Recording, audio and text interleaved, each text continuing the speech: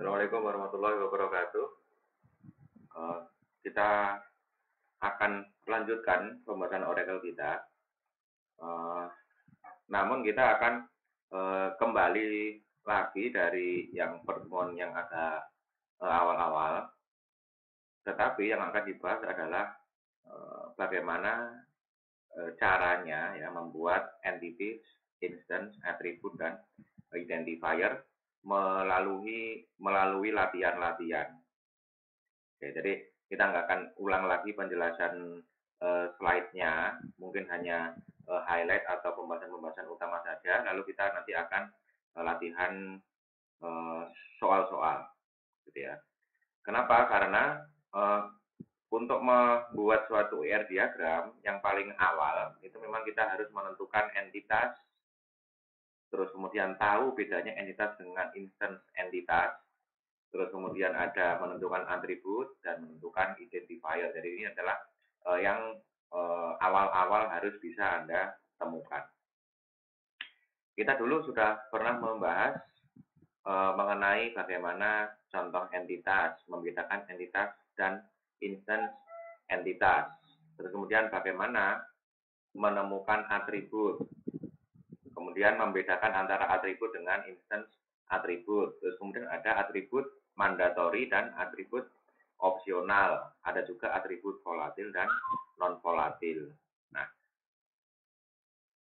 kemudian memilih unique identifier. Nah, di sini saya akan lompat-lompat penjelasannya, highlight dari pertemuan yang dulu sekali gitu ya. Di sini ada entitas dan instance entitas. Instance itu adalah kejadian dari entitas atau recordnya dari entitas. Contoh, kalau ada disebut entitas person yang pertama. Instance-nya atau recordnya yang nanti mungkin ada, yang namanya entitas person, itu pasti instance-nya adalah, mungkin instance-nya terjadi Mahatma Gandhi, George Washington. Karena dia dua ini adalah person. Entitas produk, contoh Nike, Art Jordan, Gibson, Lee, Paul, Custom, ya, dan seterusnya. Nah, jadi entitas itu adalah topik besarnya kan itu ya. Kemudian instance-nya itu adalah ya kejadiannya atau record-nya itu apa di topik tersebut. Oke. Kemudian ya sehubungan dengan kucing, ya entitas dan instance, kucing, sapi, itik adalah instance dari animal. Jadi kalau entitas animal itu nanti instance-nya kucing, sapi, dan itik. Kejadiannya ya kucing, sapi, itik. Kemudian van dan sedan adalah instance dari car. Ya. Kemudian entitas ini dapat tangible dan intangible. Kalau tangible ini bisa diindra, jadi seperti person atau produk. Bisa juga entitas intangible seperti skill level.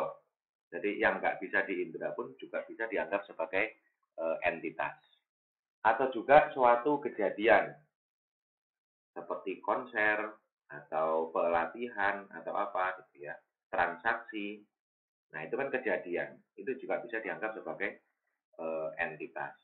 Jadi nanti misalkan di suatu skenario soal gitu ya, atau suatu ya paragraf, Anda disuruh mencari entitas ya, dicari yang seperti ini, ada yang tangible, ada yang intangible, ada yang event. Kemudian atribut. Jadi di sini ada atribut, ada value atribut. Gitu ya. Kita lihat sekarang atribut. Atribut dari entitas customer. Atributnya ada family name, date of birth, shoe size, town of resident, email, dan seterusnya. Ini adalah atribut. Kalau instance atribut, nah itu misalkan value atribut ya, family name-nya misalkan Basuki, ya, nama family-nya seperti itu. Date of birth 1 Maret 2002, itu adalah value atribut. Kemudian ya atribut ada yang volatil, ada yang non volatil. Kalau yang atribut volatil yang pasti berubah, contohnya seperti usia. Jadi kalau ingat dulu, kalau mau menanyakan atau kalau mau nantinya usia itu bisa diambil recordnya atau datanya, ya jangan atributnya dibuat atribut usia. Karena atribut usia adalah volatil. Gunakanlah yang non volatil, yang tanggal lahir. Karena kalau tanggal lahir itu tahun berapapun bisa setelah dia lahir ya, itu bisa diketahui usianya berapa. Itu adalah atribut yang volatil dan non volatil. Kemudian atribut ini ada yang mandatori dan ada yang opsional. Kalau mandatori ini harus ada nilainya. Kalau yang opsional itu boleh tidak ada nilainya. Jadi misalkan kalau yang di kolom form website itu ya, kalau ada tanda asterik, bintang, asterik atau bintang, itu berarti harus diisi. Nah itu berarti mandatori. Kalau yang nggak ada bintangnya, itu berarti opsional. Nah kita sekarang langsung masuk ke latihan-latihannya. Di latihan pertama ini kita akan review lagi deskripsi-deskripsi dari suatu atau istilah-istilah yang ada di bab ini. Yang pertama required atau dibutuhkan gitu ya. Nah ini saya tanya sendiri, saya jawab sendiri gitu kalau apa ya. Oke, satu required, ya itu meaningnya atau istilahnya yang ada adalah mandatory, dibutuhkan gitu ya, required. Dua, incapable of being perceived by the sense, nggak bisa diterima oleh atau dirasakan oleh indera. Itu ada istilah namanya intangible. Kemudian any combination of attribute and or relationship that serve in all case to uniquely identify an instance of entity. Jadi di sini kata kuncinya uniquely identify an instance. Ya, berarti dia unique identifier. Kemudian an occurrence of example of an entity. Contoh kejadian dari entitas. Jadi di awal slide ini sudah dibahas ya, contoh kejadian itu kan ada instance entity ya. Kemudian a characteristic, something that describe, quantify or specify an entity. Jadi karakteristik dari entitas atau apa saja yang dimiliki oleh entitas. Ini ada atribut. Kemudian not required, nggak harus. Itu ada opsional. Kemudian a name thing or category of things that is significant to the business and about which data must be known. Jadi sesuatu yang penting atau signifikan diketahui dalam suatu bisnis. Itu adalah topik atau ya pembahasan utamanya dari ER diagram, yaitu entity ya. Kemudian a value that is unavailable, unassigned, unknown dan seterusnya. Nah, it is neither a zero nor space yang bukan nol atau bukan spasi, karakter spasi. Nah, itu adalah null ya. Kemudian highly changeable. Dia mudah berubah. Atribut yang berubah-ubah. Itu adalah volatil. Kemudian perceptible to the senses, especially the sense of touch. Nah, ini kembalikan dari yang awal-awal tadi. Ini bisa di indera. Nah, ini berarti tangible. Kemudian a classification identifying one of various type of data, stating the possible values of for that type. Jadi di sini ada various type of data, tipe data yang beragam ya, berarti namanya adalah data type. Can only have one value at any point for each instance in the entity. Jadi nilai dari suatu atau instance dari suatu entitas satu waktu itu hanya satu nilai saja, ini adalah single value. Nah, ini adalah definisi. Kemudian latihan yang kedua. Di sini, list which of the following concept you think is an entity, attribute, or instance. Jadi di sini ada satu kolom yang atau dua kolom yang sudah dijawab. Anda harus menentukan apakah ini entitas, apakah ini atribut atau instance. Ini yang 5 soal awal. Kalau yang di 3 soal terakhir itu adalah sudah ada keterangan entitas, atribut atau instance-nya dan example instance dan entity-nya, dicari topiknya atau konsepnya apa. Contoh yang baris pertama ada vehicle, sebagai konsepnya adalah vehicle atau kendaraan. Kendaraan ini bisa dilihat sebagai entity. Kalau kendaraan dilihat sebagai entity, maka contoh dari instance entity-nya apa? Ya contoh dari ya mungkin produk-produk yang kendaraan atau car atau ini gitu ya. Ada yang lebih atas dari merek, mungkin ada car, ada motorcycle kan gitu ya. Itu adalah instance entity. Tapi di sini saya contohkan juga merek kendaraan. Kemudian diet cola, dia bisa dilihat sebagai apa? Instance. Jadi nggak selalu harus dilihat sebagai instance atau entity kan ya. Dulu ingat penjelasan ada kucing, atau bisa dilihat lagi di slide ini ya yang sudah Anda punyai masing-masing. Kucing itu bisa dilihat sebagai entitas atau instance gitu ya. Nah, di sini kita hanya mengingatkan saja kalau misalkan ya contohnya tadi diet cola ini sebagai instance ya, instance dari entity. Ya, maka contoh dari entity-nya apa? Entity beverages atau minuman. Ya, jadi kalau entitasnya beverages, instance-nya adalah diet cola. Kemudian price.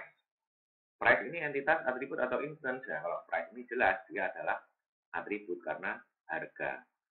Nah, atribut dari entitas apa? Ya, mungkin entitas item, barang-barang yang dijual. Kemudian customer number. Nah, ini juga sama, atribut juga jelas. Atribut dari siapa ya? Sudah ada kata-katanya adalah customer. Nah, ini adalah entitas customer.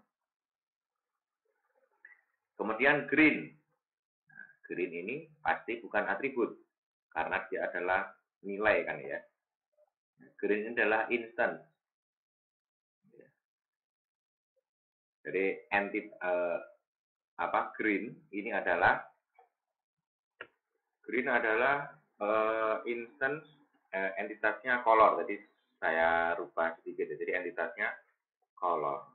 Ya, yang awal tadi maksud saya green itu kan bisa value juga kan ya. Tapi yang di sini disuruh cari itu adalah entitas, atribut atau instance. Jadi kalau green sebagai instance itu entitasnya color. Ya. Nah kemudian yang di bawah ada instance cookie. Ya kalau ada instance-nya nilai instance-nya cookie, nah entitasnya apa?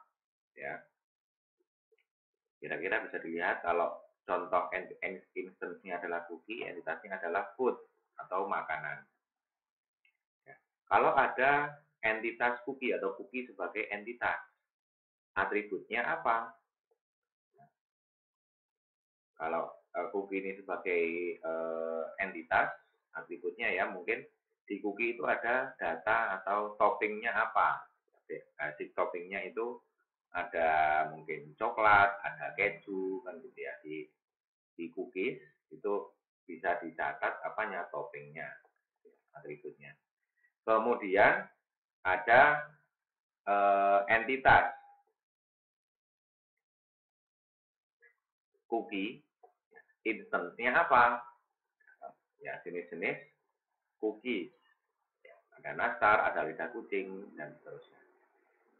Nah ini eh, kenapa dibahas seperti ini? Anda harus bisa membedakan mana yang entitas, mana yang atribut, dan instance di dalam suatu paragraf, gitu ya. Soal cerita itu Anda harus bisa membedakan. Karena memang semuanya hampir sama-sama noun atau kata benda. Tapi kata bendanya itu Anda harus bisa menemukan dia itu termasuk apa, atau atribut, apakah entitas gitu ya. Oke. Kemudian Soal ketiga, use a check mark to indicate if the attribute listed could be an attribute for the entities listed. Jadi Anda cuma tinggal dikasih checklist ya, di mana atribut ya, yang disediakan itu tergolong ke entitas mana. Jadi song, event, dan customer ini adalah entitas. Dan title, description, dan terusnya ke bawah ini adalah atribut. Jadi atribut makna tergolong ke entitas mana ya. Contoh title ya pasti song atau judul ya. Kemudian description ini bisa song, bisa event. Mungkin ada pendapat sendiri ya oke. Kalau logis kan gitu ya. Kemudian venue ini ada event, ada tempat, itu ada venue. Ya, kemudian first name pasti punya customer. Phone number punya customer. Release date ada song, punyanya entitas song. Last name punyanya entitas customer. Tipe punyanya entitas song dan event. Kemudian email address, ya ini punyanya customer. Jadi Anda harus bisa, kalau ketemu noun yang seperti ini di soal cerita, itu Anda harus bisa ya menggolongkan atribut ini punyanya entitas siapa. Atribut yang di sini atau yang di soal cerita itu punyanya entitas siapa. Kemudian from the list of attribute provided, identify which attribute will be the unique identifier of each entity. Jadi di sini dicari dari atribut tersebut yang bisa jadi unique identifier yang mana. Contoh di entitas student, atribut yang disediakan adalah student ID, first name, last name, dan address. Nah, di sini yang bisa membedakan secara unik ya, dari student atau dari instance student nantinya, record student itu adalah yang student ID. Ya, sudah jelas di sini. Kalau yang movie, ini bisa jadi title kombinasi dengan date release. Jadi dua. Ada video yang nanti juga akan saya upload ya di section 5.1 ini mengenai unique identifier yang berisi atau yang dua. Jadi nggak hanya satu saja unique identifier tapi dua. Nah bentuknya seperti ini. Ada title, ada date release. Ini sebagai unique identifier. Atau kalau mau Anda tambahkan atribut tambahan, misalkan movie ID. Itu atribut buatan istilahnya. Ya. Oke, kemudian nah di sini latihan-latihan awal tadi digunakan untuk mengidentifikasi soal cerita. Nah, di sini aslinya soal cerita itu bentuknya paragraf, tapi untuk memudahkan saya untuk memanggil per barisnya, ini saya kasih nomor. Oke, I am the owner, kita baca dulu ya. 1. I am the owner of a small movie rental store. Saya adalah pemilik movie rental. Berarti dia adalah penyewaan kan gitu ya. We have over 3,000 movies that we need to keep track of. Kita punya 3.000 movie. Each of our movies has a DVD or VHS tape number. Jadi film-film kita itu bentuknya DVD atau VHS. For each movie, we need to know its title and category. Saya ingin tahu untuk masing-masing movie itu atribut title dan kategori atau kita mau mencatat atribut itu. Kemudian 3, yes, we do have multiple copies of many of our movies.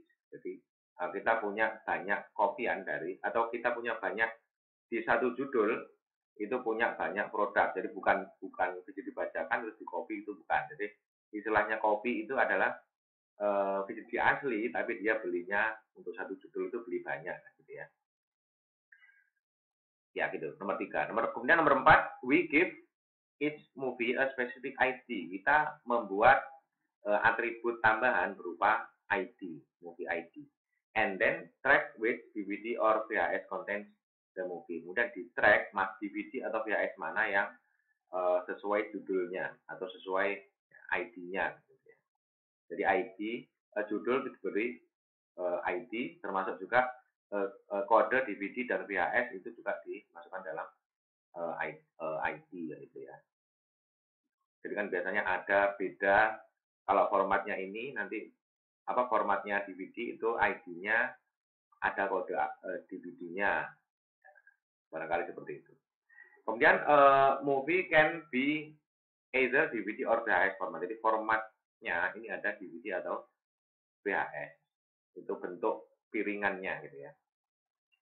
Nomor 5, we always have at least one DVD or VHS tape for each movie we track.